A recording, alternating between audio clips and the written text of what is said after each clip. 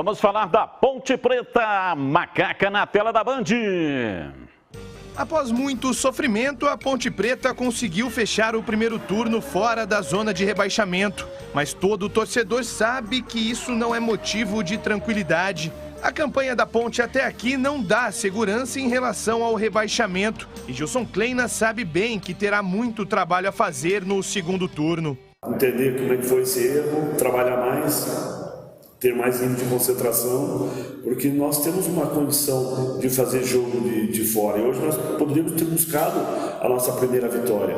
Então escapou, acho que a equipe ela tem que ter o nível de concentração o tempo todo. Com a 19ª rodada quase completa, a Macaca sabe que não pode ser ultrapassada após os jogos de hoje à noite. Com isso, a Alvinegra fecha o primeiro turno na 16ª colocação, com apenas 19 pontos somados. Foram 4 vitórias e nenhuma delas fora de casa. Situação que Kleina também vai ter que trabalhar muito a partir de agora. A gente vem de 2 vitórias, nós chegamos aqui confiantes para fazer um belo jogo. Infelizmente, nos jogos fora de casa nós estamos cometendo alguns equívocos, né? Alguns erros que não é normal e isso está nos custando o resultado. Então é trabalhar, buscar que a gente possa ter uma equipe que possa repetir pelo menos 2, 3 partidas na sequência, porque isso aí vai te dar um modelo de jogo mais forte. A Ponte habitou a zona de rebaixamento em 12 das 19 rodadas até o momento. E para isso não se repetir na segunda metade do campeonato, a Macaca precisa vencer o Brusque no domingo no Majestoso. Para essa partida, Gilson Kleina terá um desfalque certo. Kevin levou o 3º cartão amarelo e vai cumprir suspensão. Com isso, o técnico deve manter a base que entrou contra o Curitiba, com Felipe Albuquerque na lateral direita e Rafael Santos pela esquerda. Por outro lado, o volante André Luiz retorna de suspensão e deve voltar ao time no lugar de Marcos Júnior. A principal dúvida fica por conta de Niltinho, que foi substituído com dores durante a última partida. E quem está chegando na Macaca é o lateral esquerdo Marcelo Hermes. Com passagem pelo futebol português, Grêmio e Cruzeiro, o jogador chega para compor uma das posições mais carentes do elenco. Hermes estava no Marítimo de Portugal e a última vez que entrou em campo foi no dia 19 de maio. Pelo clube português, o lateral atuou em 30 partidas em um intervalo de 11 meses. Bom, vamos falar da Macaca. É importante até uma análise, né? Porque muito se fala, tem que contratar, tem que contratar. O elenco vai ficando inchado, uma barbaridade. A Ponte, inclusive, pode fazer a substituição, conforme explicou agora há pouco na Rádio Bandeirantes. O Antônio Lupi, 8 nomes.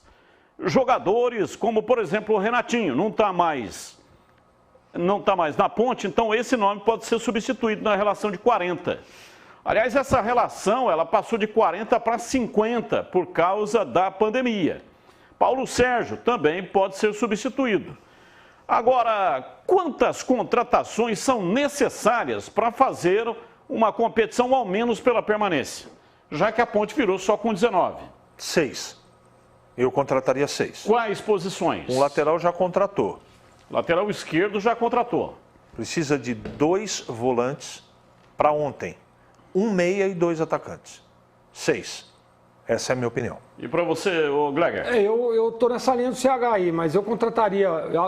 Tem um volante aí, Iago, né? Que é do lado do Você também já está contratado, viu? Já está bem encaminhado. Então são 2 contratações. Mas aí na relação de 6... Você tem que incluir esse que já chegou, que é o lateral esquerdo. E o Iago. E mais o Iago que já está, parece que já está contratado. Então eu contrataria mais um volante, 1 meia e 1 atacante. Então sua lista teria 4. 4. A minha é 6. 6 além dos 2 já? Não. Contratados? 6 no total. Então a sua lista também tem 4, ué. Correto ou não? É que já tem 2. Eu não entendi o que ele falou. Entendi. Agora é a sua catraca que girou em... Os caras não param de ficar... Não, mas o que o CH aqui, eu entendi o que ele quis dizer. Ele quis dizer o seguinte... Você fala as coisas, os caras ficam te cornetando aqui, ó. Quem cornetou aí? Quem cornetou aí? Vê aí quem está cornetando aí. Clodoaldo. Clodoaldo é nome de craque, hein?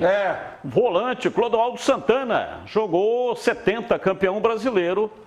Aliás, campeão do mundo. Tá dizendo que não existe... Errou! Não tem golaço de cabeça, tá te cornetando aqui. Você fala que foi golaço do Andrigo de cabeça, tá te cornetando aqui. Essa é a opinião dele. Não quer dizer que ele está absolutamente correto. Por isso que eu chamei de cornetagem. E nem que eu esteja absolutamente correto. Não existe dono da verdade. Eu achei golaço. Eu também. E o Clodoaldo falou que não existe golaço de cabeça. Vamos lá, vamos falar aqui da Macaca. Ponte Preta tem agora o segundo turno. Virou com 19. Não é o melhor dos mundos. Tá ruim, Batista. Não é melhor dos mundos. Não é o melhor dos mundos. Tá ruim. Porque o melhor dos mundos seria para permanecer 22. Metade de 44. A Ponte fez 33% de aproveitamento no primeiro turno. Vai ter que fazer 44% de aproveitamento no segundo turno, que tradicionalmente é mais complicado, né? Os times ali, ou aqueles que estão brigando lá em cima, ou então aqueles que estão brigando lá embaixo. Pelo menos não fechou dentro do lamaçal. Por um pelo. Tá ali, né? Tá com o nariz Tá pra fora, respirando. né? Tá respirando, a boca ali, né? Tá Londrina, Ponte e Vila Nova, todos têm 19. E o Londrina tá na zona do rebaixamento. Só que ganhou 2, hein, nas últimas 3. Ó, coloca a barba de molho, hein? O negócio tá feio. E hoje, o Brasil joga que tá na última colocação com 12, se ganhar vai a 15. O último tem 15.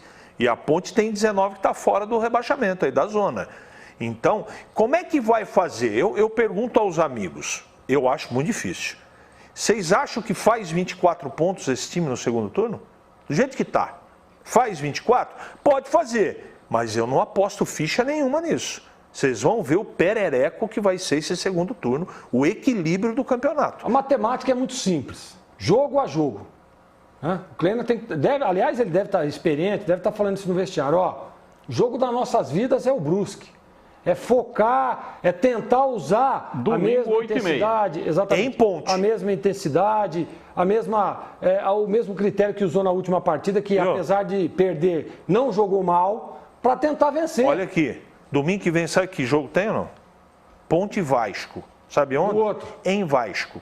Domingo que vem. É só pancada uma atrás da outra, não tem moleza. É assim, o Gilson Kleina, no último jogo, não pode ser responsabilizado. Não, verdade. Também acho. Ele vinha muito questionado aí, inclusive com relação à escolha das peças. Verdade. Agora, o time mostrou evolução na última partida e também teve a questão, jamais alguém poderia imaginar que o Ivan Quaresma fosse falhar. Aliás, ao contrário, ele vilão improvável. Salvando. Vilão improvável. Improvável. Bem, o CH usou uma frase bastante interessante. Nós ficamos preocupados com o lateral direito, eu e o Gleger. Ficamos, Gleger, com o lateral direito, com os dois zagueiros, com o lateral esquerdo. E com o menino. Com o primeiro volante. Mas não falamos do Ivan. Quem que jogou mal? O Ivan. Então é assim, ó. Aí goleiro mata o peão, velho. O goleiro falhou. Vilão improvável, como disse o CH, e teve um pênalti. Pênalti claríssimo para a Ponte que o árbitro não marcou. Como é que você vai cobrar o treinador, pô? Aí, nesse caso, o treinador não pode ser cobrado. Eu e o Glega falamos isso na transmissão. Nesse jogo último, o Gilson Kleina tem responsabilidade negativa nenhuma. Nenhuma. Infelizmente, o Ivan falhou. Para mim, falhou. Tomou um frango no primeiro e falhou no segundo. E antes dos 2 gols tomados, a Ponte era melhor no momento na partida. Também é verdade. Jogava melhor, criava mais oportunidades e teve a chance nos pés do Moisés para empatar o jogo também. Então, ou seja, se o Moisés faz o gol, claro que sim, né? Mas teve chance, criou, jogou bem. Sabe que eu estou falando de 2 atacantes, Gleger? Porque não dá para passar o segundo turno inteiro esperando que o Moisés vai resolver todos os problemas do Gilson Kleina. Não dá, todo mundo está sabendo disso. Não dá, é só o Moisés e mais nada. Até o Rodrigão, que a gente tem um pouco de esperança, está tropeçando na bola. Né? Então é muito pouco. Por isso estou falando, tem que contratar 2 atacantes. Porque senão é complicado. Muito complicado. Mas o Gleger usou uma frase também interessante, né? Que o Coritiba não é o adversário da Ponte. A Ponte... Infelizmente, porque o torcedor esperava uma Ponte forte disputando a ponta de cima. O Coritiba vai subir. Time realmente muito forte. Especialmente o sistema de marcação, né? É difícil demais você penetrar nas linhas de marcação do time do Coritiba. Muito organizado. Muito organizado. Vai subir. Então não é ele o adversário da Ponte. Não é ele o concorrente da Ponte. Essa tese eu discuto. Mas tem Aí você vai jogar contra o Curitiba, líder lá. Sabe por que eu discuto? Pereira, e vai achar que a Ponte vai chegar lá e vai mandar no pedaço. Tem 19 jogos para fazer a pontuação para permanecer. São 24 ou 25 pontos. Não dá para escolher pela situação. Essa teoria, ela já foi embora, Gleger. O CH, é o seguinte, pô, você vai enfrentar o Curitiba, líder da competição, muito melhor. Todo jogo vale. Falando do que a Ponte tudo lá isso é verdade, é verdade. Pereira. Aí perde o jogo.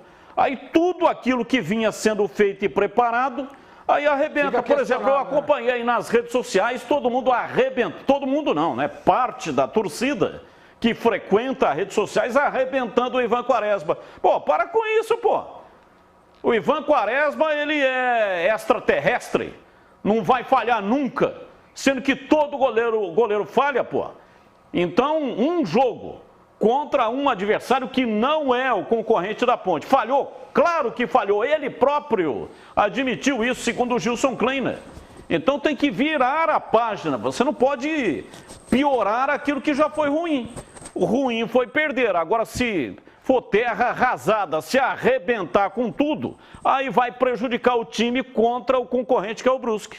Bom, pela situação da Ponte, não tem nenhum jogo que dá para você colocar de lado.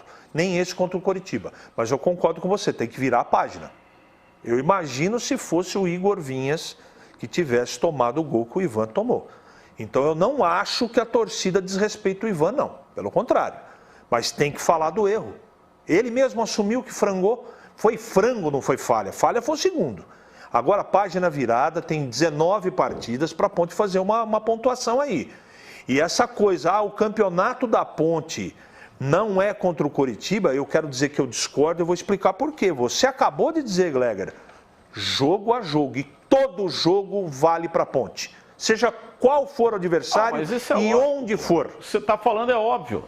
Você acha que algum time entra em campo para perder? Vamos enfrentar o Coritiba lá, vamos perder. Então nem viaja. Mas você está minimizando a derrota. Não estou minimizando. Estou dizendo o quê? Uma derrota contra um adversário do tamanho do Curitiba não pode prejudicar no jogo subsequente. Então só vale contra o adversário direto do rebaixamento? O resto pode perder para todo mundo. Os 10 primeiros, o campeonato da Ponte não é pro acesso, então pode perder. É isso que eu estou dizendo. Até contra o líder vai ter que pontuar pela situação. Subir, por que não? Ela pode até subir. Não, para. Se ela fizer um segundo turno, matematicamente ela não tem condições. Vai fazer 40 pontos com esse time.